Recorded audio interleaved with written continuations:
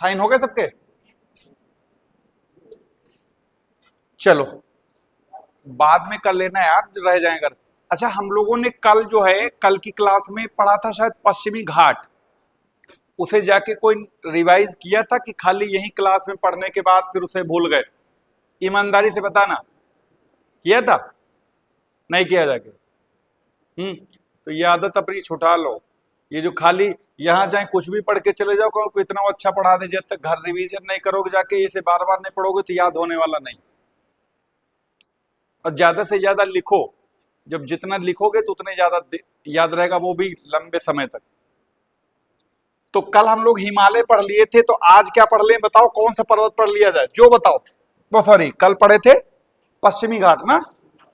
हाँ, तो आज क्या पढ़ लिया जाए? जल्दी बोलो। अब इसमें भी हैं, क्या कर लिया जाए? हाँ, इसमें भी लग रहा है पैसे खर्च हो रहे हैं बोलने में। क्या कह रहे हैं? क्या कह रहे हैं? इसमें भी पैसे खर्च हो रहे हैं ना बोलने में। ये हो क्या रहा है?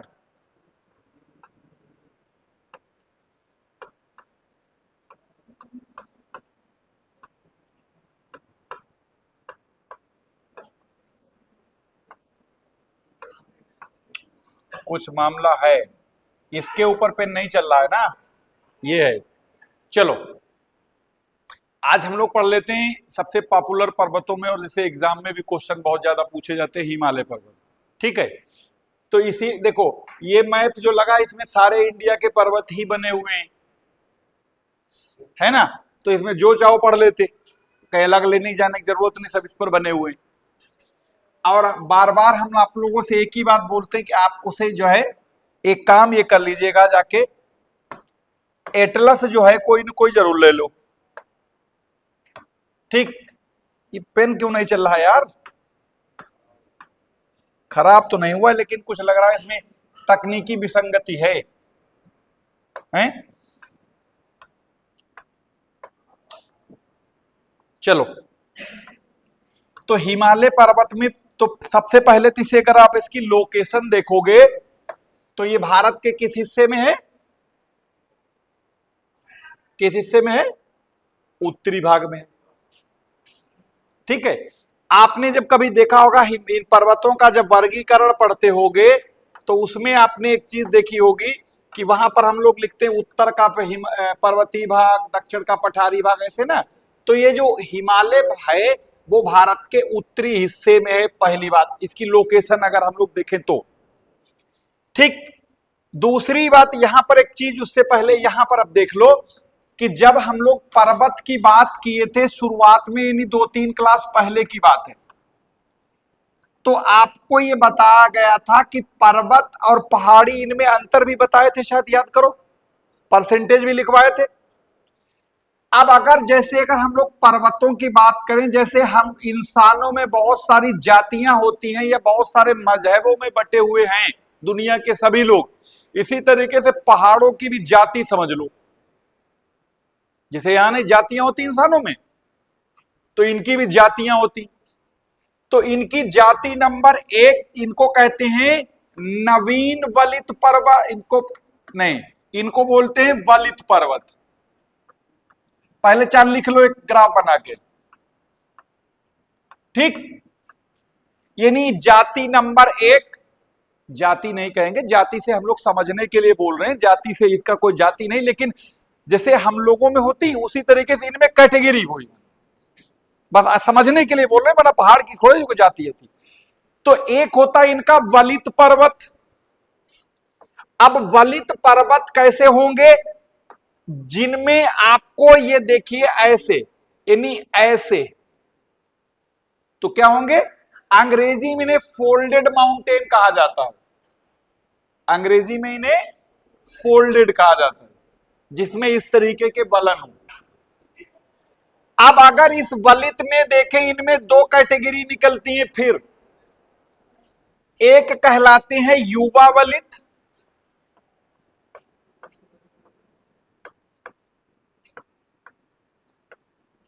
और दूसरे कहलाते हैं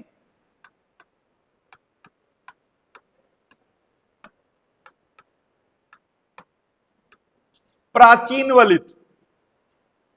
यानी इन वलितों में एक बूढ़ा और एक जवान। अगर यंग फोल्डेड की बात करें तो दुनिया में जितने ऊंचे ऊंचे पहाड़ दिखाई देते हैं, जितने दुनिया में गगनचुंबकी पहाड़ दिखाई दें, वो सारे के सारे किसमें आएंगे? और जितने आपको पुराने घिसे पिटे दिखाई दे, ज्यादातर वो किसमें हैं? जैसे आदमी के ले लो, जब कोई आदमी यंग स्टेज में होता है तो वो खूब बिल्कुल एकदम तन के चलता है, नहीं भी ऊंचा होता तो ऊंची एड़ी सैंडल पहन के दूसरों को गुमराह करते कि हम भी ऊंचे हैं, थोड़ी सी तवज्जो इधर भी। तो इसी तरीके से यंग स्टेज में ही तो इंसान अपने सबसे ज्यादा लंबाई दिखाई देती उसकी। अब वही इंसान जब 80-85 साल का चलता है तो यूं ऐसे रुक के चलता है, लंबाई लगती कम हो गई। तो ये बूढ़े पर्वत वैसे समझ लो। तो यंग जो हिमालय जो है वो इसमें आएगा, और अरावली किसमें आएगा? इसमें आएगा। दोनों एग्जाम्पल भारत में मिल जाएंगे। ठीक। दूसरी वैरायटी इनकी होती, इन्हें बोलते हैं ज्वालामुखी पर्वत। लिख लो कैटेगरी नंबर 2, ज्वालामुखी पर्वत।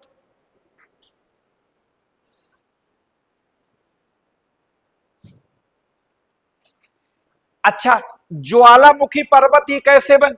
आपको देखा होगा कि ज्वालामुखी, बहुत लोगों को थोड़ा सा कंफ्यूजन हो रही होगी कि जैसे कभी आपके शरीर पर कोई फोड़ा निकला हो तो फोड़ा तुम ज्वालामुखी समझ लो, और जब फोड़ा फूटता है तो उसमें बहुत सारा मलबा निकलता है, पस निकलता है। ज्वालामुखी फटता है तो उसमें लावा निकलता है, फोड़ा फूटता है तो पस निकलता है, तो ज्वालामुखी फूटता है तो लावा निकलता है। सिमिलर वैसे समझ लो। अब लावा अगर दो तरीके का होता है, एक लावा होता है एसिडिक यानी कि गाढ़ा वाला लावा, एक होता है पतला वाला जिसे हम लोग बेसाल्टिक बोलते हैं, क्षारी। अगर लावा गाढ़ा है तो क्या होगा? एक पहाड़ की शक्ल ले लेगा। भाई अगर लड्डू बनाने हैं तो चाशनी को टाइट रखोगे तभी तो लड्डू बनेंगे। अगर चाशनी लूज होगी कभी लड्डू को शक्ल में आ पाएंगे? वो तो फैल जाएगा सब। इसी तरीके से जैसे कई बार तुम लोगों को अजीब लगता है, इसे समझने के लिए बता रहे हैं, जैसे हम लोगों को कभी कभी जुकाम हो जाता है बहुत बड़ा। अब एक देखा होगा कंटिन्यू नाक बहती रहती, जब बहते बहते नीचे आती सुड़क लेते हैं ऊपर, पतला वाला तो वो समझो बेसाल्टिक लावा है। और एक बिल्कुल एकदम खाओ गगन रहो मगन एक डालडा आया करता था ना, बिल्कुल एकदम, हाँ, सब चोक हो जाती, सांस लेने में दिक्कत आती, एकदम बिल्कुल टाइट मक्खन जैसा भरा होता है, वो समझ लो आपका एसिडिक लावा। कभी देखो ना गोली इसी नाक से निकलती, वो कभी कभी फोटो भी चिपका लो जरूरत पड़े, गूंद जैसा, तो वो समझ लो एसिडिक लावा। अगर हाँ, लावा अगर एसिडिक होगा तो क्या होगा? वही ऊंचाई में जब बहुत ढेर सारा मलबा ज्वालामुखी फटने से निकलेगा, वो इकट्ठा हो जाएगा, वो पहाड़ की शक्ल ले लेगा। ये प्रक्रिया सैकड़ों सालों चलती, हजारों साल लगते हैं। अरे आपने थ्रेसर से गेहूं की खनाई होते देखा?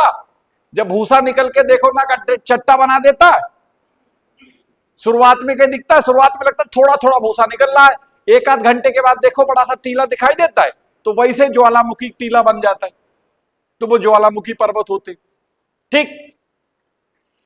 इसका अगर एग्जाम्पल देखो, दुनिया में बहुत सारे, किलिमंजारो है, अंकागुआ है, कोटापैक्सी है, चिम्बाराजो है, फ्यूजियामा है, क्राकाटोआ है, सारे ये जो है इसी से बने हुए। अगला टाइप ये लिख लेते हैं यहां पर, इन्हें कहते हैं अवशिष्ट पर्वत, जिसे रेजिड्यूअल माउंटेन कहेंगे। मतलब जो कुछ बच खुच गए हो बागेनी, जो सब सब साफ हो गए, अब थोड़े बहुत जो बचे हुए। जैसे आप इन्हें समझोगे कि जो पहाड़ जब ये बने हैं तो इन पहाड़ों के ऊपर एक लाखों करोड़ों साल पुराने बने हैं, और जिस दिन से ये पहाड़ बने उसी दिन से इन पर घिसाई चालू हो गई।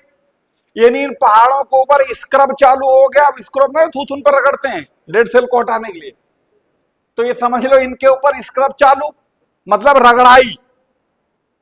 अरे तो लोहे वाला बर्तन उससे फाड़ते हो जूना, बर्तन भी तो घिसता है, तो इसका मतलब इनकी घिसाई चालू।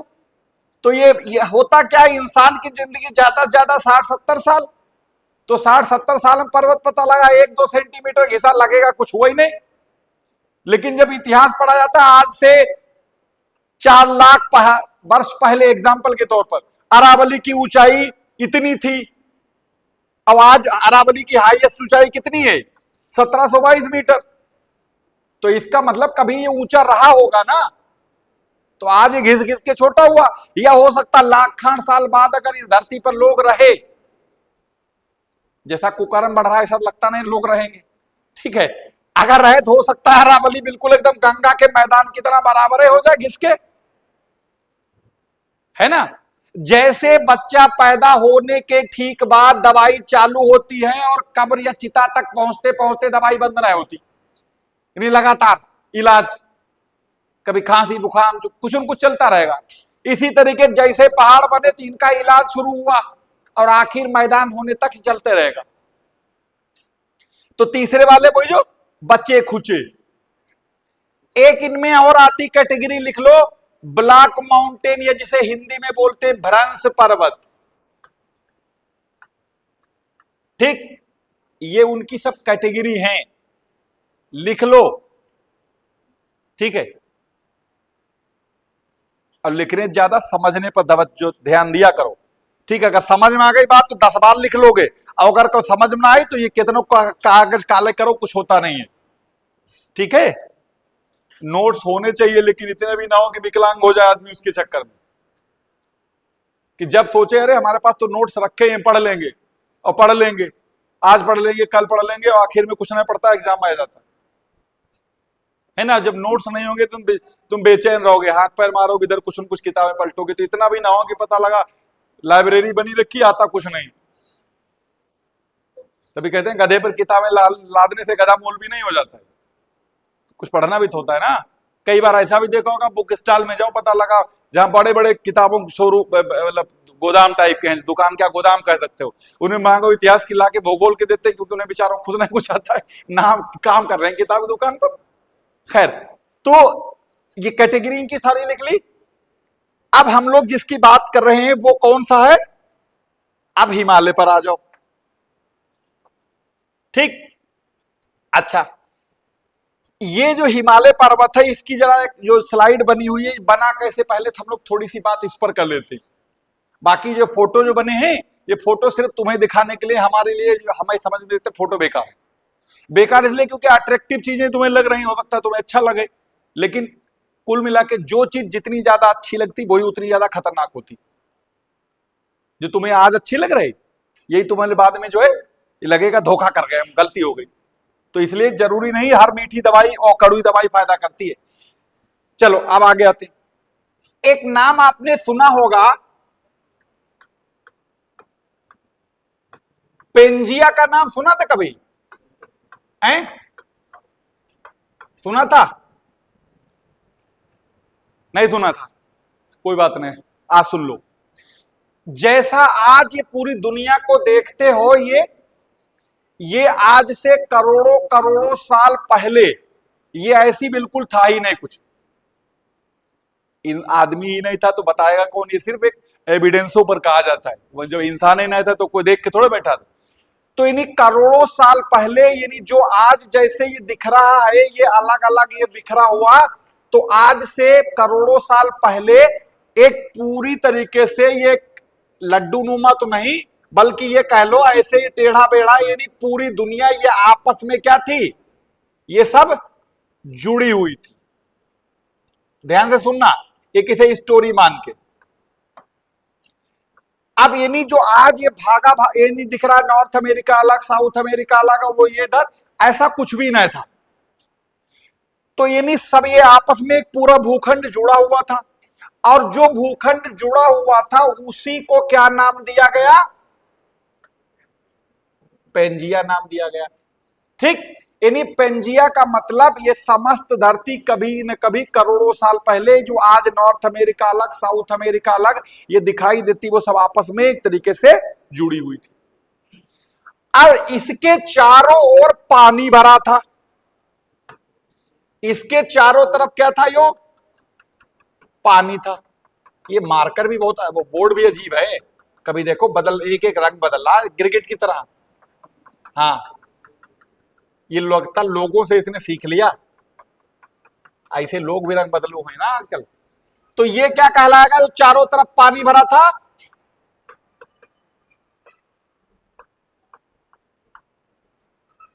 इसके चारों तरफ जो पानी भरा था ये कहलाएगा पैंथालसा।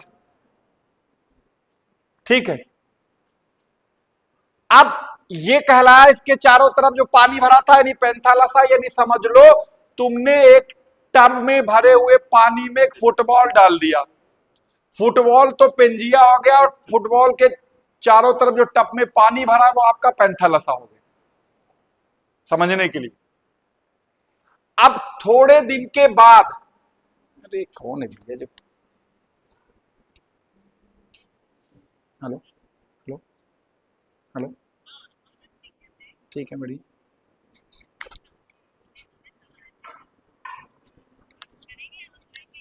हम आएंगे, बताइए क्या हुआ।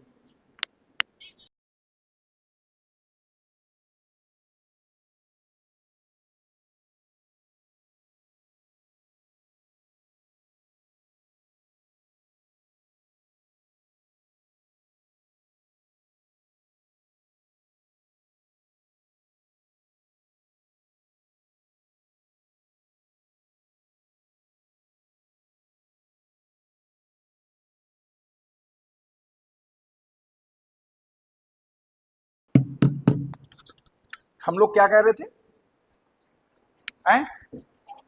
पैंथालसा ना। अच्छा,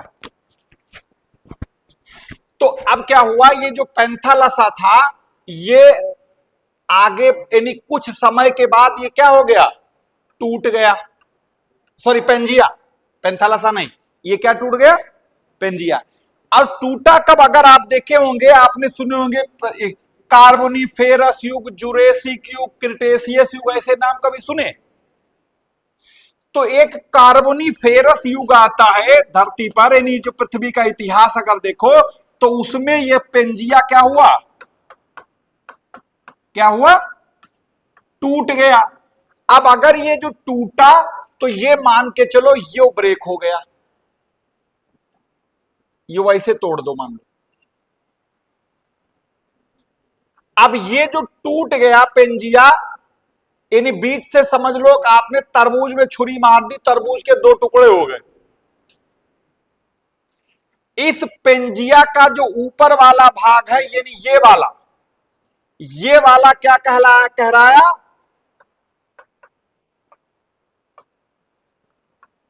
अंगारा लैंड। और ये वाला जो दक्षिण वाला हिस्सा ये क्या कहलाया, गोंड।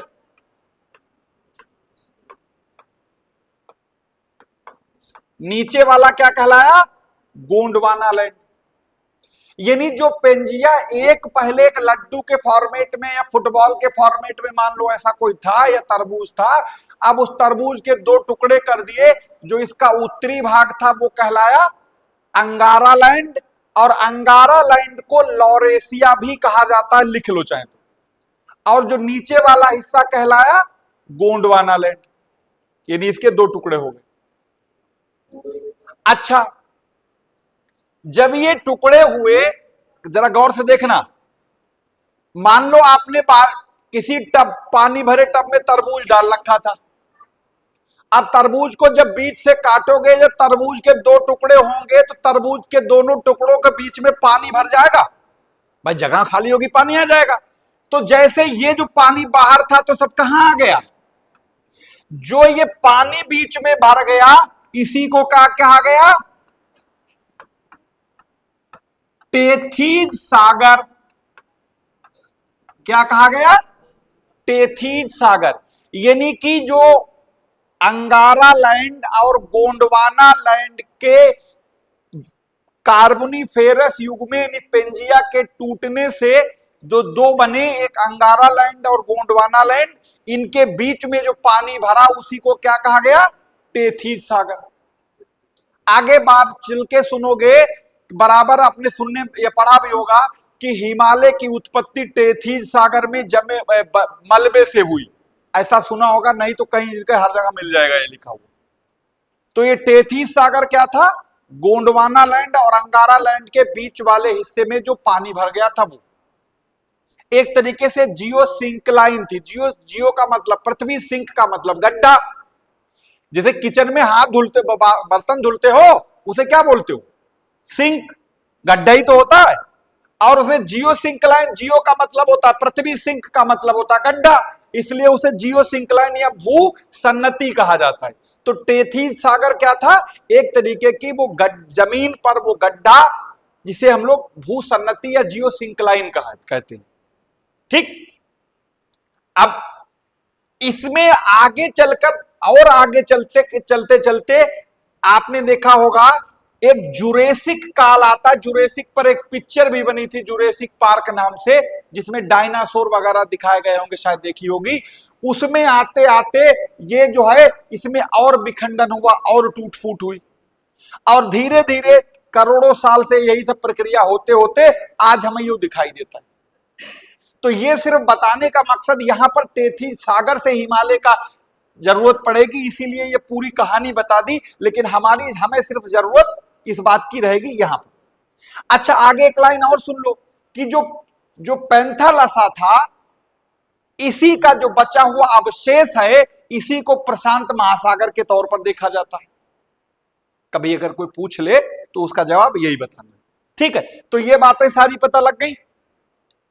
अच्छा, अब हम लोग आ जाते हैं यहां पर।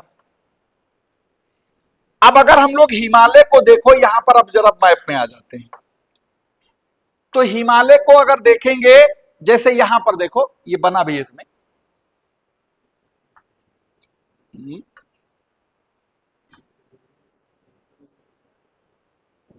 ये वाला बहुत स्लो चलता है।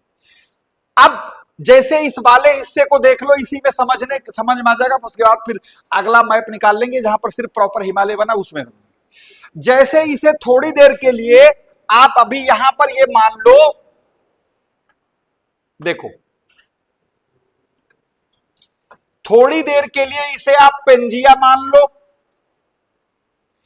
पेंजिया के चारों तरफ जो पानी भरा था इसे क्या कहा गया था? अभी बताया था, पैंथालसा। पेंजिया आगे चल के टूट गई, ये वाला कहलाया, ये वाला कहलाया, बीच में जो पानी भर गया वो क्या कहलाया? तो टेथीज सागर जो है वो ये वाला हिस्सा था कभी को, और ये जो नीचे वाला हिस्सा है ये, इसके अलावा भारत, अफ्रीका, दक्षिणी अमेरिका, ऑस्ट्रेलिया, ये सब गोंडवाना लैंड का हिस्सा है। उत्तरी अमेरिका, यूरोप और अपना ये एशिया का ऊपरी भाग, ये सब अंगारा लैंड का हिस्सा कहला। यानी ये बीच में जो गड्ढा हमने बताया यहां पर, वो यू था, ऐसे समझ लो। ठीक, अब बिल्कुल एकदम देहाती भाषा में समझो, क्योंकि बहुत ज्यादा कॉम्प्लिकेटेड भाषा होगी, ऊपर से निकल जाएगी, समझ से परे रहोगे। अब तुम्हें यहां पर एक चीज बिल्कुल एकदम, ये बात तो क्लियर हो गई, गड्ढा यहीं पर था, आज यहां पहाड़ है। तभी कहते हैं किसी के ऊपर हंसा ना करो, पता नहीं कब किसका वक्त बदल जाए। ठीक है, ये बात बिल्कुल सही है। जो धीरू भाई अंबानी, मुकेश अंबानी के पिताजी, ये हमेशा से ऐसे नहीं थे इतने अमीर, इन्होंने भी बहुत स्ट्रगल किया है। कभी सुनना, कभी डाल के गूगल पे डाल के देखिएगा, ये बहुत, जितने भी लोग हैं। ठीक है, और तुम लोग सिर्फ एक बात याद रखते हो कि हर कामयाब आदमी के पीछे एक महिला का हाथ होता। वो सूर्यवंशम पिक्चर वो कोई इनके देख लेते हो ना, लेकिन ये भूल जाते हो कि हर एक बर्बाद आदमी के पीछे एक से अधिक महिला का हाथ होता है। हाँ, ये भी प्रैक्टिकल। तुम लोग खैर वापस आओ मुद्दे पर, भटकना नहीं इधर उधर, वापस कहीं इधर उधर दाएं बाएं नहीं। वो जो बात हो गई तो हो गई, बस खत्म, भूल जाओ। अच्छा सुनो, अब यहां पर एक बिल्कुल एकदम प्रैक्टिकल करके सोचो। जैसे ये मान लो एक कोई जमीन थी, बीच में ये हिस्सा टूट गया, ये अब क्या बन गया? यहां पर गड्ढा है तो गड्ढे में पानी भरेगा, हाँ कि ना? और जो पानी भरेगा इसे क्या कहा गया था? तेथी सागर। मान लो जो गड्ढा जो पानी भर गया, अब पानी जैसे ही इस पर फर्श पर डालोगे तो पानी हमेशा नीचे की ओर ही तो बहेगा, यानी जहां उसे नीचा दिखाई देगा पानी अपने आप चल देगा। तो इधर से भी पानी यानी नदियों के रूप में बह के किधर की ओर आया? इधर से भी बह के नदियों के रूप में कहां आया? इधर से भी बह के नदियों के रूप में कहां आया? क्योंकि गड्ढा था। और इधर से भी पानी बह के कहां गया होगा? यानी ऐसे समझो पूरे मुरादाबाद में कहीं पर भी बरसात हो, फाइनली पानी रामगंगा में जाएगा। पानी कहीं भी बरसे आखिर में जाएगा कहां? तो समझ लो ये मुरादाबाद की रामगंगा टेथी सागर, यानी कहूं डालो पानी वहीं जाएगा। अब जब कोई नदी बहती है, जैसे अभी रामगंगा में बाढ़ आई थी, बाढ़ क्या थोड़ा पानी ओवरफ्लो कर गया था अभी थोड़े दिन पहले, तो देखा होगा पानी फिर वापस उसी भंडारे में चला गया जहां पहले बह रहा था। तो अब जो घास यानी जो पानी फैल गया था, तो छोटी छोटी जो घास वगैरह नहीं थी, तो अब पानी के खत्म होते ही देखो घास के ऊपर सब मिट्टी से घास वो दब गई। इसका मतलब जब पानी बह के आया था तो उसमें से सैकड़ों, जैसे नदी की छोटी नदी है तो कम, बड़ी नदी होगी तो हजारों कुंटल के हिसाब से रेत होगी। वही क्या होगी, पानी के साथ रेत, गाद, कीचड़, सिल्ट, मिट्टी सब तो बहती है, वो सब धीरे धीरे कहां गिरेगी? किसमें गिरेगी? यानी इसके साथ पानी के साथ साथ इसमें क्या क्या गिरता रहेगा? कीचड़, पत्थर, सिल्ट, बालू, सब तमाम सारा मलबा, यही तो गिरता रहेगा। तो जब इसमें ये लगातार, ये कोई एक दो दिन नहीं, 100-200 साल नहीं, इसमें सैकड़ों बल्कि सैकड़ों नहीं बल्कि हजारों लाखों साल तक ये प्रक्रिया चली होगी। आज जहां बैठे हो जो मैदान दिखाई देता है, हो सकता है यहां 1-8 लाख साल पहले या 2-3 लाख साल पहले यहां पर कुछ और हो रहा होगा। तो अब जब लगातार ये प्रक्रिया होती रही तो क्या होगा? तो ये जो जैसे मान लो ये हमारे दोनों हाथ समझो ऐसे है ना जुड़े हुए, अब इन हाथों पर यहां पर बीच वाले यानी ऐसे मान लो, अब लगातार इस पर वजन बढ़ता रहेगा ऊपर से, तो हाथ क्या होंगे? धीरे धीरे तली नीचे की ओर धसेगी। जब ये नीचे की ओर तली धसेगी तो दोनों हमारे जो अंगूठे हैं यानी ये वाला हिस्सा, तो दोनों क्या हो रहे हैं? करीब आएंगे, करीब आएंगे। इसके अंदर जो मलबा भरा हुआ है तो मलबे के ऊपर दोनों तरफ से फोर्स लगेगा, तो ये क्या होगा? जो मलबा बीच में भरा था वो मलबा कैसे बन जाएगा? यानी जब दोनों तरफ से इस पर दबाव पड़ेगा तो ये मलबा काहे में बदल जाएगा? फोल्ड्स में। यानी सीधी सी बात है, मान लो किसी तुम एक डिस्पोजल ग्लास ले लो, उसमें तुम ग्रीस भर दो, मतलब ग्रीस जैसा कोई लिक्विड ना हो और पत्थर भी ना हो, इस तरीके कुछ भर दो। अरे कुछ ना करो, टूथपेस्ट ढक्कन खोल दो, कभी कभी ढक्कन खुला है याद नहीं पता लगा, वो हाथ उसको दबा दिया क्या होगा? देखो फट से ऊपर भाग जाता है। तो इसका मतलब जो उसके अंदर मटेरियल भरा अगर फोर्स करोगे बाहर भागेगा, है ना? तो उसी तरीके से जैसे अगर किसी के पास एक कागज हो तो दो, सादा पेज है, कोई सादे पेज वाला लिखने वाला, कोई ना करो, ना फाड़ना, यो रखा मिल गया। आप इसे ऐसे समझ लो, इसे ऐसे समझने के लिए जैसे हमने ये कहा कि जैसे यो पेज है, यहां पर मान लो ये वाला हाथ हमारा अंगारा लैंड है और ये वाला हाथ गोंडवाना लैंड, बीच में हिस्से में यहां टेथी सागर है जो। अब अगर हम दोनों तरफ से इसे फोर्स करेंगे, जब हम दोनों तरफ से ये दबा रहे हैं तो ये बीच वाला हिस्से में जो मलबा भरा हुआ होगा तो वो कहां बदल रहा है? ऊंचाई बढ़ रहा है, तो इसमें फोर्स बनेंगे। अब ये बनेगा, उठेगा कैसे? ऐसे। इसमें क्या होता, जैसे कोई कपड़ा होता तो उसमें ज्यादा बढ़िया होता, उसमें सलवटें पड़ती, तो इसमें क्या होगा? इस तरीके के ऐसे क्या हो जाएंगे, ये बीच वाला हिस्सा जो क्या बन जाएगा, इसमें उसी तरीके से फोल्ड्स में बदल जाएगा। ये तो बिल्कुल एकदम वो बात हुई जो बिल्कुल एकदम शायद इससे आसान तरीका भी नहीं हो सकता था बताने का, कि नहीं समझने के लिए। बाकी इसमें प्लेट टेक्टोनिक थ्योरी वो सब लंबी प्रक्रिया है। अच्छा ये तो ये बात समझ में आई। यानी जो जहां पर ये हिमालय आज दिखाई दे रहा है, यहां पर करोड़ों साल पहले एक विशाल का समंदर लहराता था, उस समंदर को कहा गया था टेथीस सागर। और टेथीस सागर बना कैसे? पेंजिया के टूटने से। उत्तरी भाग को लॉरेशिया या अंगारा लैंड और दक्षिणी भाग को गोंडवाना लैंड। इतनी बात समझ में आई? यानी जहां आज हिमालय खड़ा है यहां कभी को एक समंदर लहराता था।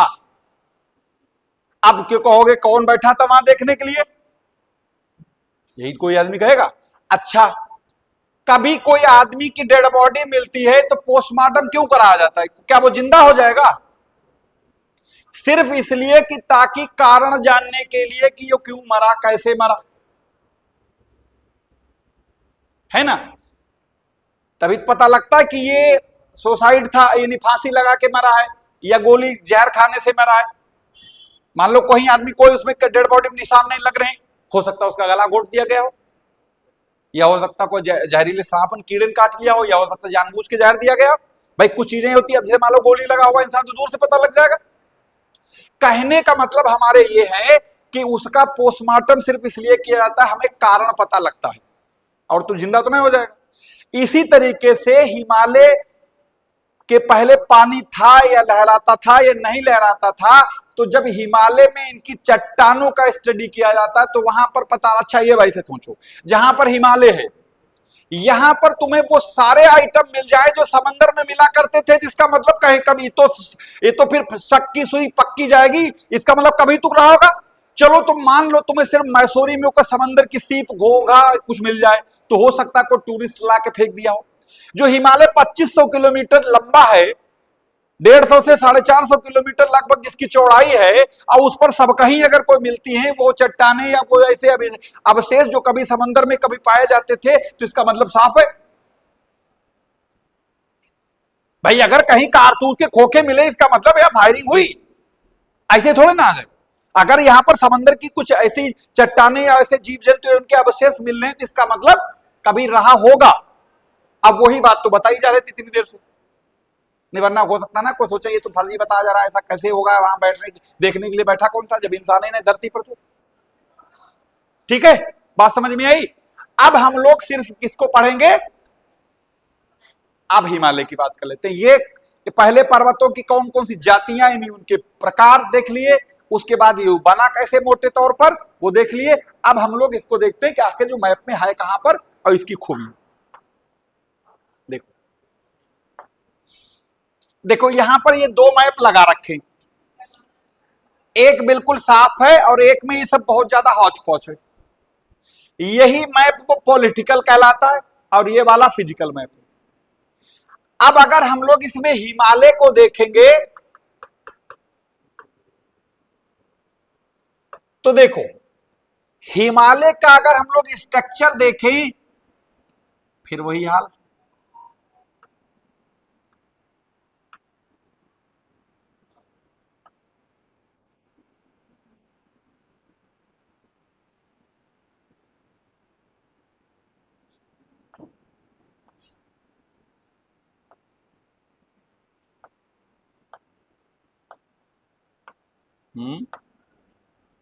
नहीं चलेगा।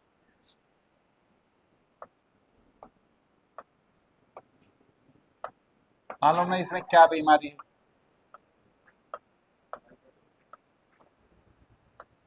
ठीक, अब अगर इस वाले को मैप पर देखो, चाहे अगर आपने इंडिया का मैप अगर बना रखा हो तो उसे बना लो उसमें, यानी आपको इस तरीके की जो स्ट्रक्चर दिखाई दे रही है, ये क्या है आपका? यो हिमालय।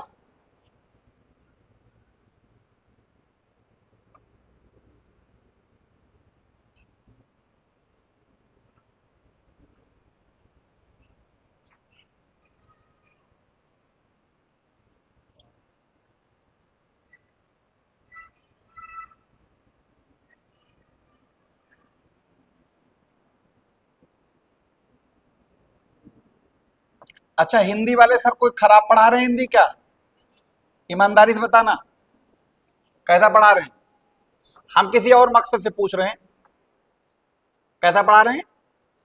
अच्छा पढ़ा रहे हैं। इनकी क्लास एक जगह और चल रही है इसी अभ्युदय में ही, तो वो लड़के कहते हैं कि हमें हिंदी अच्छी ही नहीं लगती है। तो तुम्हारे अच्छे लगने से अब तुम कहो डॉक्टर के पास दवाई लेने जाओ, कहो तुम्हारी तबीयत भी ठीक हो जाओ, कहो गोली हमें ये कड़वी लग रही है ना। हिंदी अच्छी लगे या ना लगे, जीएस अच्छी लगे या ना लगे, मैथ अच्छी लगे या ना लगे, अगर जन्नत देखना है तो उसके लिए मरना पड़ता है, और अगर नौकरी चाहिए तो हिंदी अच्छी लगे या ना लगे पढ़ना पड़ेगा। बिना मरे जन्नत देखने को नहीं मिलेगी। अब बिना पढ़े, चाहे तो भले खराब लगती हो हिंदी, मैथ नहीं आती, इंग्लिश नहीं आती, कोई फर्क, या तो फिर सपना छोड़ दो नौकरी का, और या तो फिर हिंदी पढ़ लो। ये मतलब या हिंदी क्या, जो भी सब्जेक्ट से आपको नफरत लगती हो। लेकिन लोगों ने सोच लिया हम ये भी ना पढ़े, वो भी ना पढ़े, ये नहीं पढ़े, हम मौज करें पूरे दिन, नौकरी हमारे आगे पीछे घूमे, अपने आप बदलेंगे नहीं, है ना। खैर हम इसलिए पूछे, तुमने कहा ऐसा तो नहीं टीचर में ही कुछ, अगर ठीक पढ़ा रहे इसका मतलब उनकी अपनी पर्सनल समस्या है। खैर, तो ये जो हिमालय बना दिखाई दे रहा है आपको, अगर इसे आप गौर से देखोगे तो वही स्ट्रक्चर यहां पर बना दिख रहा है, ऐसे तो है भाई। अगर हम इसके ऊपर पेन दोहरा दें तो वही हाल तो यहां बन रहा जो यहां बन रहा, यानी अगर यहां पर देखें ये आर्क शेप में ही तो दिखाई दे रहा है,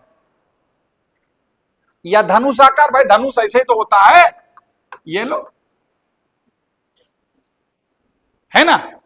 तो हिमालय को अगर गौर से देखोगे तो इधर ये जो यहां से, यानी ये देश कौन सा है, पाकिस्तान, और ये वाला कौन सा है, अफगानिस्तान। ठीक, तो यानी इस पाकिस्तान अफगानिस्तान से तो ये शुरू होता है और कहां तक चला आता है, यहां तक। किस फॉर्मेट में है, एक आर्क फॉर्मेट में, यानी चाप आकार में। अब यहां पर इसे देखो तो ये यहां पर ये कहां, किस किस देश में पड़ता है ये, और यहां पर ये क्या पड़ेगा,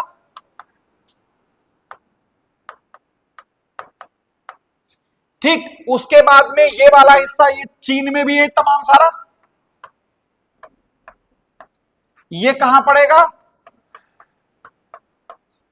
ये कहां पड़ेगा, ये कहां पड़ेगा, म्यांमार में।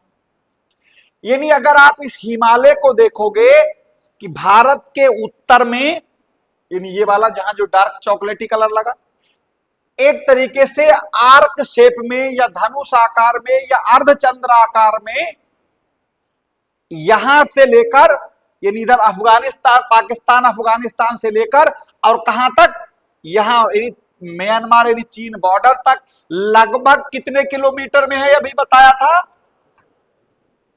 ये याद नहीं रखना है, बेकार का नंबर है, कोई मतलब नहीं याद रखने का। यानी यहां से लेकर यहां तक अगर हम देखें तो ये 2500 किलोमीटर की लंबाई में एक आर्क शेप में, एक चापाकार शेप में या धनुष आकार की आकृति में जो फैला है। और इसे पहले ही बताया जा चुका है ये किस टाइप का पर्वत है, यंग फोल्डेड। याद करो जब हम इसकी प्रजाति आपको बताए थे तो क्या बताए थे हिमालय के बारे में, हिमालय जो है वो यंग फोल्डेड माउंटेन है, यानी यंग, यानी जो पर्वत दुनिया में आपको सबसे ज्यादा ऊंचे दिखाई दे, समझ लो वो यंग है। जैसे इंसान सबसे ज्यादा अपनी जवानी पीरियड में ही लंबा दिखाई देता, कुछ होते लंबे, कुछ जानबूझ के लंबा बनने का नौटंकी करते, है ना। तो उसी तरीके से ये यंग स्टेज में है, फोल्डेड है। फोल्डेड किस लिए, क्योंकि इसमें इस तरीके के बलन पाए जाते हैं, बल पाए जाते हैं, बल, ठीक, फोल्ड पाए जाते हैं। अब अगर यहां पर देखो इसमें, यानी ये वाला किनारे को और इस वाले किनारे को यहां पर देखोगे तो एक आपको यहां पर एक पहाड़ी चोटी दिखाई देगी, उस चोटी का नाम लिखा होगा नंगा पर्वत। एटलस है किसी के पास, जब मालूम है रोजाना क्लास चल रही है यार, लेके क्यों नहीं आते हो, खरीदाना होगा ना। ये मान लो, ठीक, ये चोटी का नाम क्या है, नंगा पर्वत। और एक यहां पर एक चोटी दिखाई देगी, इसका क्या नाम है,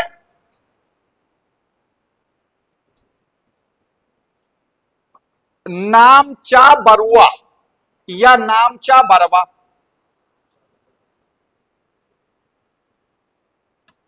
दूसरे का नाम क्या है?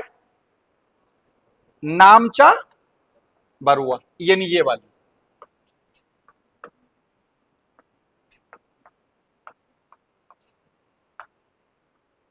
और ये वाली कौन सी है यहां पर? ये है नंगा पर्वत। ये यहां पर हम लिखे दे रहे हैं, यहां एरो लगा के था। यानी अगर हम लोग इसके एक एंड पर देखें इधर, तो यानी ये नंगा, यानी यहां, उसके बाद तो ये नीचे को झुक जाता है ना, जैसे वो सिंघम जैसी मूछे नीचे को। तो ये नंगा पर्वत के बाद में दक्षिण की ओर मुड़ रहा है, और इधर नामचा बरुआ के बाद दक्षिण की ओर मुड़ रहा है। यानी इसका मैक्सिमम जो स्ट्रेंथ है, यानी फैलाव, लंबाई, तो वो नंगा पर्वत से लेके नामचा बरुआ तक कितना? 2500 किलोमीटर के आकार में। कैसा? आर्क शेप में, चाप आकार में या धनुष आकार में। ठीक। अब जैसे यहां पर ये पाकिस्तान में जब इसे देखोगे, तो यहां पर ये, क्योंकि हम लोग इंडिया का ही मैप बना हुआ अकेला फिजिकल, इधर सब प्लेन कर दिया, यहां पर देखोगे तो पहाड़ बहुत दिखाई देंगे। तो यहां पर जब आप पहाड़ों में आओ, यहां पर देखोगे पाकिस्तान में, तो आपको एक पहाड़ी का नाम लिखा मिलेगा सुलेमान। यहां पर लिखा मिलेगा किरथर। ये जो सुलेमान, किरथर, ये जो यह साल्ट रेंज भी लिखा मिलेगा, नमक की पहाड़ियां, ये सब क्या हिस्सा किसका है? इसी का। अरे वो तो उस देश में है, लेकिन सब हिस्सा किसका है? हिमालय का। इसी तरीके से जब यहां पर आओगे, यहां पर लिखा होगा मिजो हिल्स, पटकोई, नांगा हिल्स, आपका मिसमी, मिकिर, राकानयोमा, ये जितने नाम सुन रहे हो, ये सब क्या है? ये पूर्वांचल हिमालय या पूर्वी हिमालय कहा जाता है। ये उसके हिस्से हैं जिनके नाम अलग अलग हैं। वो सारा किसका हिस्सा? इसी हिमालय का। ठीक। यानी ये भी हिमालय का हिस्सा है और वो भी हिमालय का हिस्सा।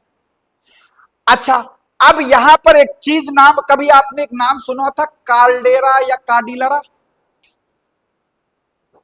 नहीं सुना? बहुत नाम तो एक जैसे सिमिलर लग रहे हैं, लेकिन फर्क होता है। ठीक, बहुत जगह नाम जैसे सिमिलर लगते हैं दिखने में, लेकिन होते नहीं है, हैं? हाँ, जरा इसे पहले देख लो फिर बताते हैं। एक होता है काडिलरा,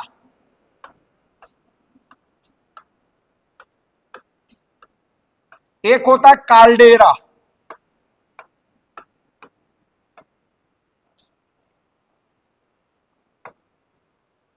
ठीक, दोनों में देखने में क्या सिमिलर लग रहे हैं?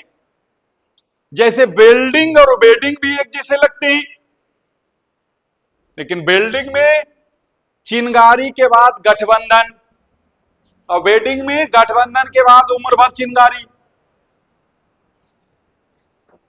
समझ में आया कुछ? है ना?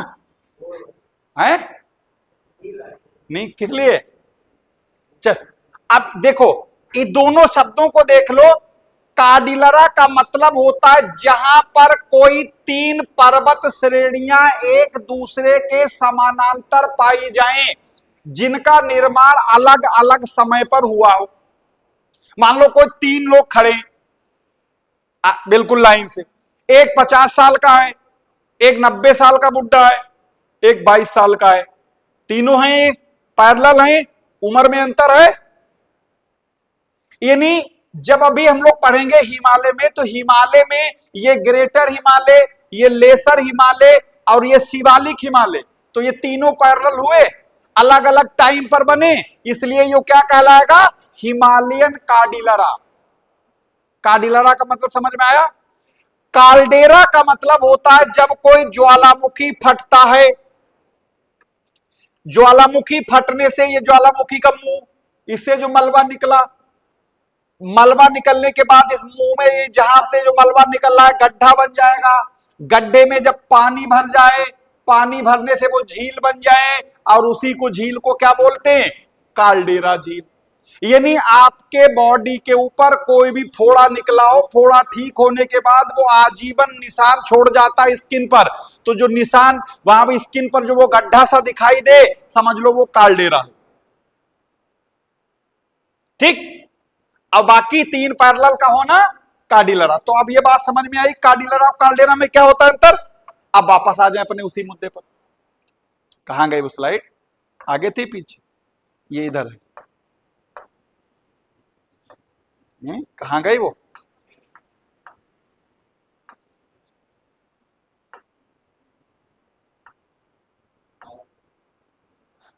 हाँ?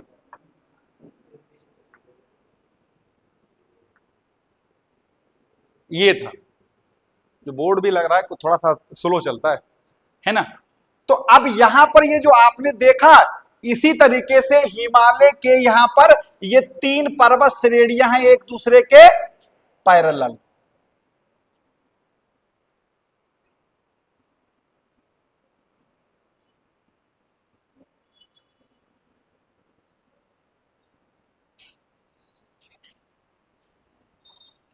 ठीक, ये यहीं तक बननी थी, थोड़ी दूर तक बन गई, चलो हटा देंगे अभी।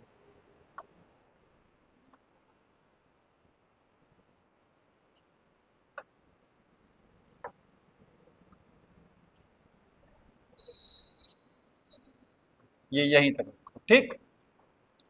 अब यहां पर ये क्या बन गई, 3 बन गई। और जब कहा था ये 3 पर्वत श्रेणी यानी हिमालय का मतलब ग्रेटर हिमालय, लेसर हिमालय और शिवालिक हिमालय का एक समूह, 3 पर्वत श्रृंखलाएं हैं। सबसे उत्तर में ये वाली कौन सी है, ग्रेटर हिमालय। बीच वाली को क्या कहा जाता है, लेसर हिमालय। और बाहर वाली को क्या कहा जाता है, शिवालिक हिमालय। इनके ढेर सारे नाम हैं। ग्रेटर हिमालय को मेन हिमालय यानी मुख्य हिमालय, हिमाद्री हिमालय, बर्फीला हिमालय और मुख्य हिमालय, आंतरिक हिमालय, ये सब इसके ऊपर पहले वाले के नाम है। उसके बीच वाला जो बीच वाला लाइन है, इसे मध्य बोलते हैं। मध्य मतलब दोनों के बीच में, इसलिए मध्य हिमालय। उसके मुकाबले ये छोटा, इसलिए लेसर हिमालय। और सबसे बाद में ये शिवालिक है, इसे शिवालिक हिमालय। अगर ये इंटरनल हिमालय था तो ये आउटर हिमालय नहीं होगा भाई, अगर वो अंतर था तो ये बाहर होगा, ये भी कहते हैं इसे। इसे फुट हिल्स भी कहते हैं। फुट का मतलब होता है पैर, और हिंदी में इसे बोलते एक शब्द गिरिपदी।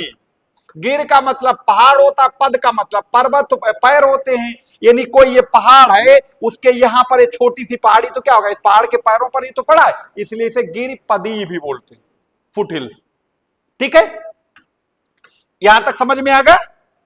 अच्छा, तो अब यानी हिमालय जो है वो 3 अलग अलग पर्वत श्रेणियों का एक तरीके से समूह है, और तीनों के नाम क्या है, ग्रेटर हिमालय, लेसर हिमालय और शिवालिक हिमालय।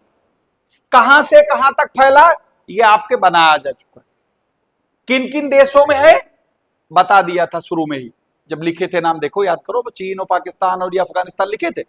उसके बाद में अब यहां पर जो आपके जो नोट भी करेंगे, यहां पर जो सबसे ज्यादा एग्जाम में पूछा कहा जाता है, क्योंकि पहले तो पूरा आपको उसकी पूरी भूमिका पता हो, है ना। खाली वो लूसेंट में जो लिखे होते हैं वन लाइनर, कितनों पढ़ लो, लूसेंट बंद हुई, खत्म, सब डिलीट। अब यहां पर आपके एग्जाम में जो यहां से पूछा जाता है, वो पूछे जाते हैं पीक हैं, पासेज हैं, यानी से गैप बोलते हो, या उसके बाद यहां से रिवर है, यहां से आपके हिल स्टेशन हैं, यहां से आपके एसटी यानी जनजातियां हैं। फिर से सुनो, यानी हिमालय क्षेत्र में या तो आपसे चोटियां पूछी जाती है कि कौन सी चोटी किस राज्य में है या किस देश में है। उसके बाद फिर आपसे या तो दर्रे पूछे जाते हैं, कौन सा दर्रा किसको जोड़ता है, किस राज्य में है या किस देश में है। उसके बाद में यहां से कौन कौन सी नदियां निकलती हैं। उसके बाद में यहां कौन कौन से हिल स्टेशन हैं जो घूमने घुमाने की जगह। उसके बाद में यहां कौन कौन से जनजाति क्षेत्र में, जनजातियां भी हैं बहुत सारी। तो इनमें से कोई ना कोई सवाल हर बार पूछा जाता रहा है, तो इनको एक एक करके भी समझ लें, उसके बाद फिर चाहे तो नोट भी कर लेंगे। ठीक, टाइम देखो क्या हुआ, क्योंकि वहां जाना है, मैं थोड़ा समझ कर ले। क्या हुआ? अभी तो टाइम है बहुत, चलो कोई बात, ठीक है। यहां तक कोई समस्या किसी को? किसी के मन में कोई सवाल हो तो बताओ। नहीं ना? अब देखो, अब अगर हम लोग हिमालय रीजन में इनकी चोटियों की बात करें, जैसा अभी शुरू में ही हमने कहा था कि कहीं पर भी आपको इस तरीके की आकृति दिखाई दे, इसका मतलब वो चोटी होती। अब ये बहुत सारी चोटियां पूछी जाती कि कौन किस राज्य में है, किस देश में है, और फिर बता रहे हैं इनकी लंबाई कितनी, ऊंचाई कितनी है, इसके बारे में कोई मतलब नहीं, ना कोई याद रखना, क्योंकि लंबाई हमें खुद की ऊंचाई तो मालूम नहीं होती और हम नंदा देवी की ऊंचाई के चक्कर में पड़े। ये सिर्फ टाइम खराब करने वाली बात होती। हाँ, ये जरूर पूछा जाता, वो भी बहुत फिर तगड़े एग्जामों में, कि 4 दे देता, फिर कहता इनको उनकी ऊंचाई के हिसाब से घटता क्रम लगाओ। लेकिन इसके लिए ऐसे सवाल ज्यादातर फिर इनमें मिलेंगे, ठीक है, या आप देखोगे इनमें मिलेंगे, या फिर देखो आपका इनमें मिलेंगे। ये कोई फिर हल्के फुल्के एग्जाम में ऐसे नहीं आते, फिर ये एग्जाम भी थोड़ा ठीक ठाक होता है, ठीक। पेपर देखना, इनमें इनमें वाले इस तरीके बहुत मिलेंगे, इसका मतलब उन्हें बहुत ज्यादा पढ़ाई की जरूरत है, ठीक। तो अब देखो, तो इनमें अगर हम लोग चोटियों की बात करें, कौन सी चोटी किस राज्य में है, तो अब आप नोट कर लो अपनी कॉपी में, ठीक है। हिमालय में पाई जाने वाली प्रमुख चोटियां,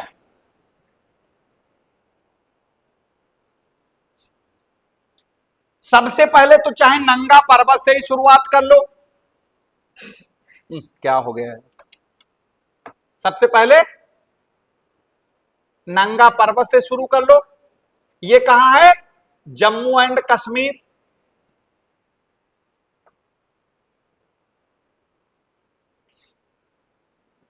लिख लिया? लिख लिया कि नहीं लिखा? उसके बाद में आ जाओ नंदा देवी। नंदा देवी कहां मिलेगी? उत्तराखंड में। उत्तराखंड। नंदा, नंदा नहीं, नंदा देवी। उसके बाद में यहां हिमालय में आ जाओ, दर्जनों है। हिमालय में एक ये है, इसका नाम है, लिख लो आपी, API, या आ और पा में छोटी की पाई।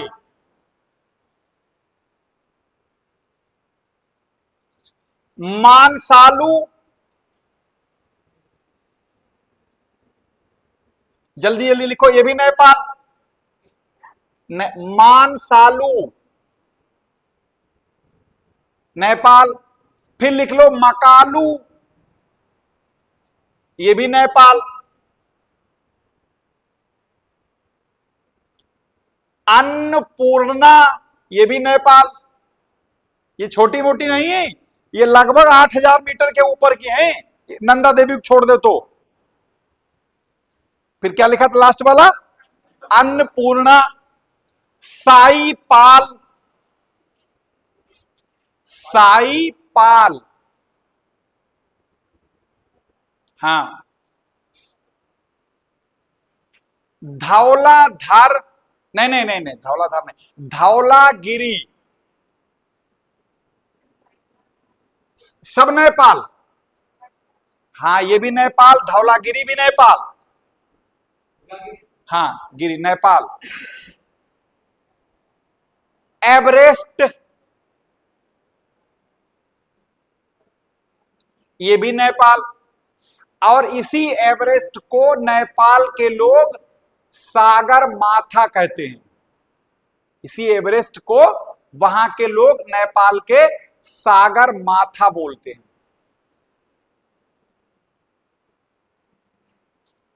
ठीक। क्या बोलते हैं? सागर माथा। कहां के लोग? नेपाल के लोग, ठीक। उसके बाद में यहां पर सिक्किम में, आधी सिक्किम में है और आधी नेपाल में, इसका नाम है कंचनजंगा। कंचनजंगा।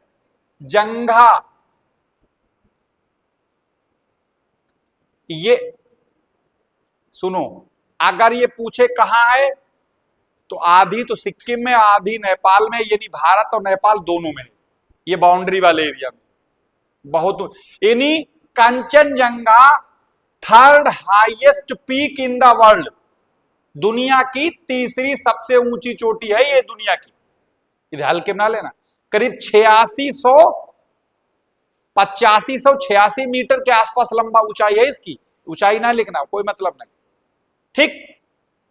अच्छा, बहुत कुछ लोगों के दिमाग में यह आना चाहिए था जो कि नहीं आया, कि आखिर K2 का नाम नहीं लिखा। किसी ने सोचा K2 जिसे बोलते हैं गॉडविन ऑस्टिन, K2 एक चोटी है जो एवरेस्ट के बाद सेकंड नहीं लिखना, नहीं लिखना नहीं अभी, जो एवरेस्ट के बाद सेकंड हाईएस्ट पीक है इस पूरी धरती की। 8611 मीटर ऊंचाई है और कंचनजंगा की 8586 मीटर है और एवरेस्ट की 8848 है। असल में देखो, जैसे बोलते हो ना यहां मुरादाबाद में पल्ली पार, पल्ली पार का मतलब उस पार। हाँ, एक दिन एक आदमी शाहजहांपुर में, इसका पीसीएस का पेपर था पीछे प्री, इसका भी मेंस हुआ है। एक लोग हमारे यहाँ आए तो लखनऊ से वो पेपर देने के लिए, वो तो हम वहीं से आना जाना करते थे, तो वो बंदा जो है उसे सेंटर तक छोड़ने गए, वहां देखा यूपी 25 की गाड़ी खड़ी थी, वो बरेली वाला मुंबई सेंटर रखा हुआ, इधर की रहा हूं, तो एक आदमी फोन पे बात करा कि वहां पल्ली पार खड़े हैं। तो हमने देखा तो मुरादाबाद, बरेली, रामपुर कहाँ के रहने वाले तो इसी में ही कही था, तो वो बोला कैसे पहचान लेना, तो वहां पल्ली पार से समझ लिया। पल्ली पार मतलब उस पार, जो इधर ही बोलते उधर नहीं कहीं सुनने में आता है।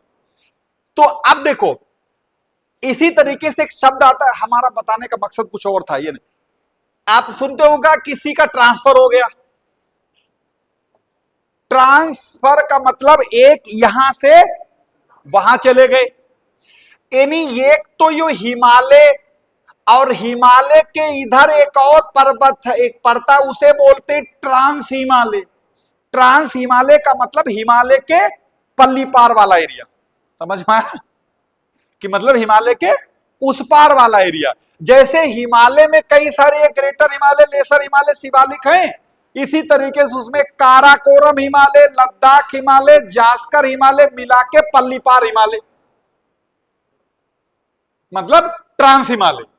तो जो K2 है वो आपका ट्रांस हिमालय का हिस्सा है, इसलिए इसका नहीं लिखा था यहां पर नाम। समझ में आई बात? यानी जो K2 है वो ट्रांस हिमालय यानी काराकोरम रेंज में वो पड़ती है, इसलिए उसको नहीं लिखा था।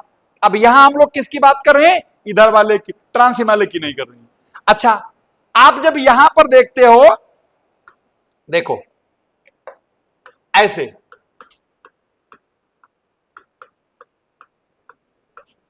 काराकोरम लिखा, अंग्रेजी में मैथ में ए इंटू ए बराबर क्या होता है? ए स्क्वायर होता है। तो K इंटू के बराबर, समझ में आया? जो K2 चोटी है वो काराकोरम रेंज में है, यानी काराकोरम यानी एक के और दूसरा के, इसलिए वो K2 हो गई। अब उसे खोजा किसने था? गॉडविन ऑस्टिन नाम का एक व्यक्ति था जो कि अंग्रेज था, उसने खोजा, तो इसीलिए उसे गॉडविन ऑस्टिन चोटी भी कहा जाता है। और हम लोग इसलिए उसकी बात नहीं कर रहे हैं क्योंकि वो पल्ली पार हिमालय में है। अब समझ में आया? पल्ली पार तुम्हारी लोगों की भाषा जो है मतलब ट्रांस हिमालय में है, ठीक है, इसीलिए उसको नहीं लिखा। वरना ये ना सोचना कि हम लोग उसे क्यों छोड़ दिए थे। अब तो समझ में आ गया होगा। तो यहां पर हम लोगों ने किसका नाम लिख लिया था? कंचनजंगा का। कंचनजंगा के बाद यहां पर एक और लिखा हुआ है नामचा, कहां है? चीन। कहां है? चीन में है। लिख लिया? लिख लिया ना? कोई दिक्कत? सब ठीक यहां तक? किसी तरीके कोई समस्या? अच्छा, अब यहां पर बहुत सारे क्या मिलते हैं? दर्रे। दर्रे को क्या बोलते हैं अंग्रेजी में? गए। फिर अंग्रेजी में क्या कहते हैं? पास। चाइनीज लैंग्वेज में ला, हम लोग हिंदी में दर्रा। ये सब एक ही बात है। तो दर्रे का क्या काम होता है, जैसे ये कोई पहाड़, ये कोई पहाड़, इनके बीच में जो निचला हिस्सा होता है उसी को दर्रा। यानी अगर यहां पर आना जाना जहां पर पहाड़ों में पॉसिबल होता है तो वो कोई पास होते हैं, गैप होते हैं, दर्रे होते हैं। जैसे इसी तरीके से इनके बहुत सारे नाम सुनोगे, नाथूला, नाथूला, नीतीला, मानाला, लिपुलेक, यांगयापा, दीफू, ये सब दर्रे हैं। बनिहाल, पीर पंजाल, सब सारे दर्रे हैं जितने भी नाम लिए। और एग्जाम में सबसे ज्यादा जो पूछा जाता है, एक तरफ लिख देता है दर्रों के नाम, एक तरफ लिख देते हैं राज्य के नाम, आपको मिलान करो कौन सा दर्रा किस राज्य में। ठीक, तो अब हम लोग यहां पर अगली लाइन लिखते हैं, हिमालय में पाए जाने वाले प्रमुख दर्रे लिख लो।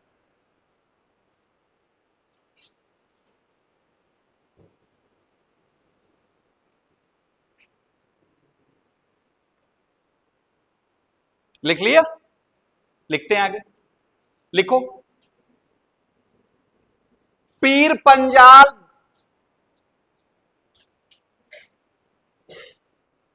बनिहाल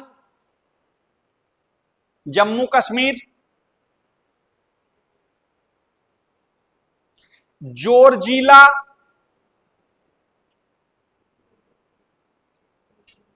लद्दाख। देखो जम्मू कश्मीर और लद्दाख दो अलग अलग वो बन गए, यूनियन टेरिटरी है ना, तो ये दोनों जो पहले वाले थे J&K में है, और वो वाला जो बताया था वो कहां है, हाँ वो दर्रा कारगिल जो पड़ती जगह उसके करीब में है, जोरजिला। और जो श्रीनगर से कारगिल रास्ता जाता है वो उसी से दर्रे से होते हुए जाता है, और जो जम्मू से श्रीनगर जाता है वो उसी पीर पंजाल और बनिहाल होते हुए गुजरता है।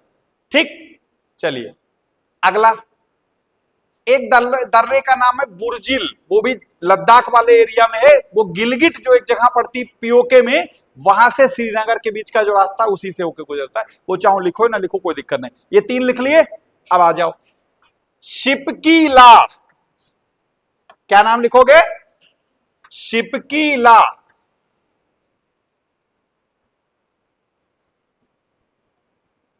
बाड़ा लाचा, शिपकीला, उसके बाद बाड़ा लाचा नाम है इसे, बाड़ा लाचा। अब तीसरे का नाम लिख लो रोहतांग,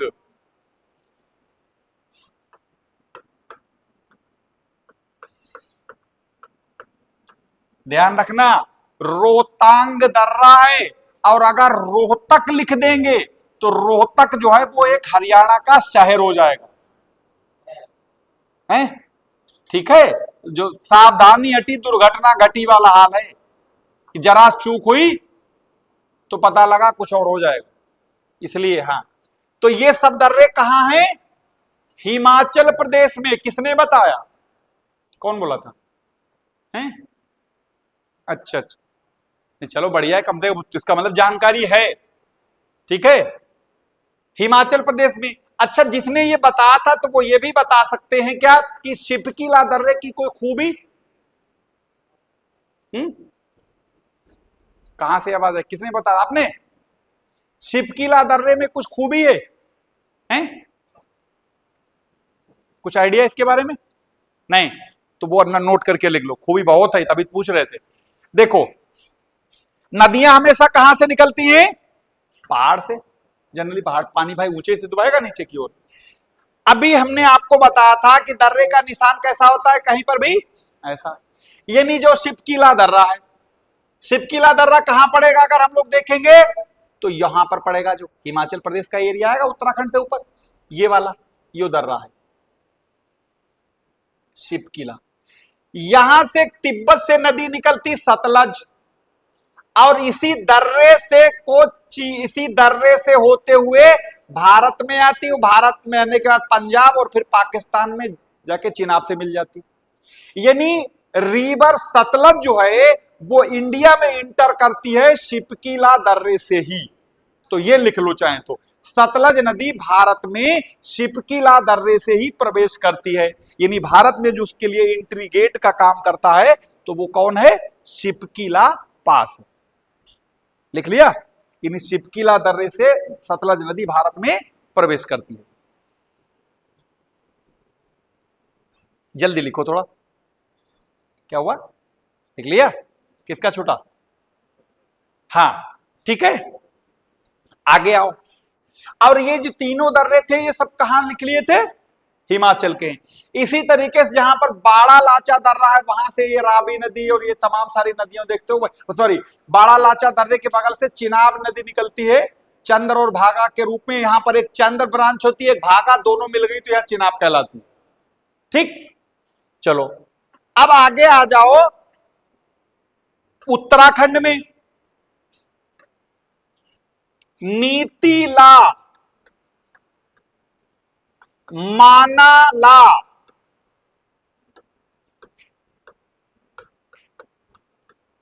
लिपुलेख, ये सब कहां हैं? उत्तराखंड में। नीतीला, मानाला, लिपुलेख ये कहां है? उत्तराखंड में। और ये पेपर लगाना पुराने पेपरों में, तब इसकी अहमियत पता लगेगी, तब लगेगा कि हाँ जो है ये फर्जी वाला नहीं पढ़ के आए। कोई भी चीज पढ़ रहे हो उसकी टेस्टिंग सबसे बढ़िया कहां होगी? पुराने पेपर लगा लो तो पता लग जाएगा कि तुम्हारी पढ़ाई सही डायरेक्शन में चल रही या खाली तुम टाइम खराब कर रहे हो। अगर तुम्हारे उस पेपर से मैच कर रही है पढ़ाई, इसका मतलब सही दिशा में, और उसके अलावा कोई तरीका नहीं।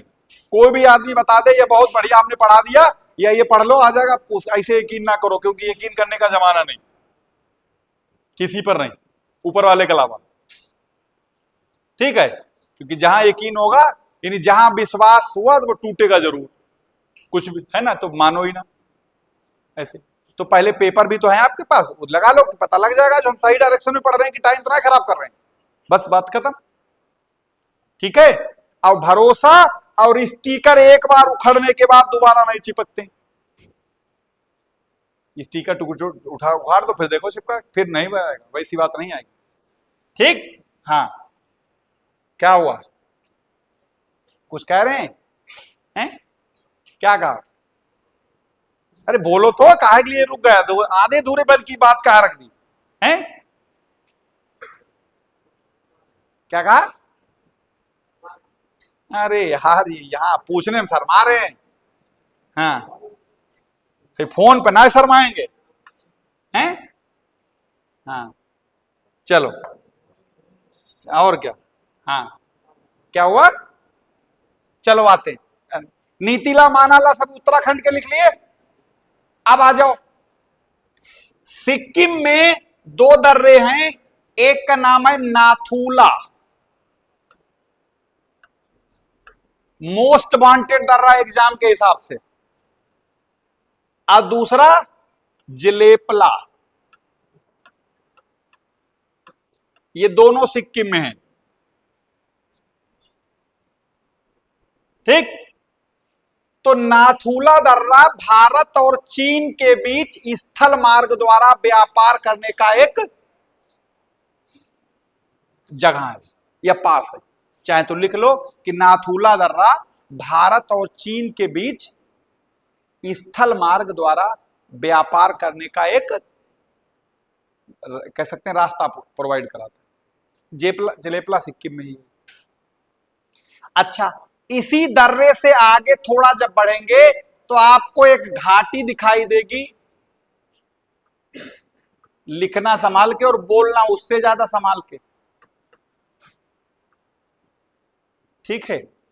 हाँ हाँ, देखो जल्दबाजी में लापरवाही करी, इधर लापरवाही का नतीजा अमिताभ बच्चन कहते हैं ना। ठीक है, हाँ, ये इसी से दर्रे से कनेक्टेड एक घाटी है। चलिए खैर, सुनते हो ना फूलों की घाटी, बैलिया फ्लावर्स उत्तराखंड में सुने होंगे, चमोली जिले। खैर आगे आते हैं हम लोग, फिर यहां पर आ जाओ। अरुणाचल प्रदेश में एक दर्रा है, उसका नाम है यांग यापा। यांग यापा ये कहां है? कहां है? अरुणाचल प्रदेश में। और अरुणाचल प्रदेश में है, ठीक इसके लिए वैसे ही लिखना है जैसे सतलज नदी के लिए शिपकीला दर्रे की इंपॉर्टेंस थी, तो ब्रह्मपुत्र नदी भारत में यांग यापा दर्रे से ही प्रवेश करती, लिख लो। ब्रह्मपुत्र नदी भारत में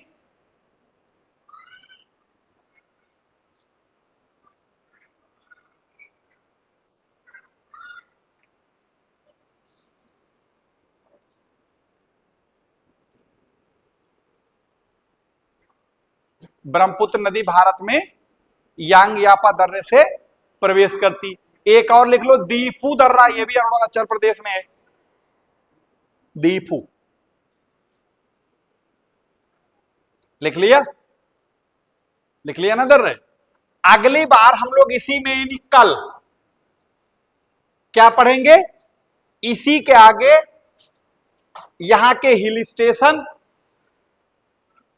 यहां की जनजाति, यहां की नदियां, इनको कर लेंगे, ठीक। लेकिन इस क्लास को यहीं पर अब रोकते हैं, क्योंकि हमें थोड़ा सा समाज कल्याण जाना है ऑफिस में काम से, तो यहीं पर इसे हम लोग रोक रहे हैं, ठीक है।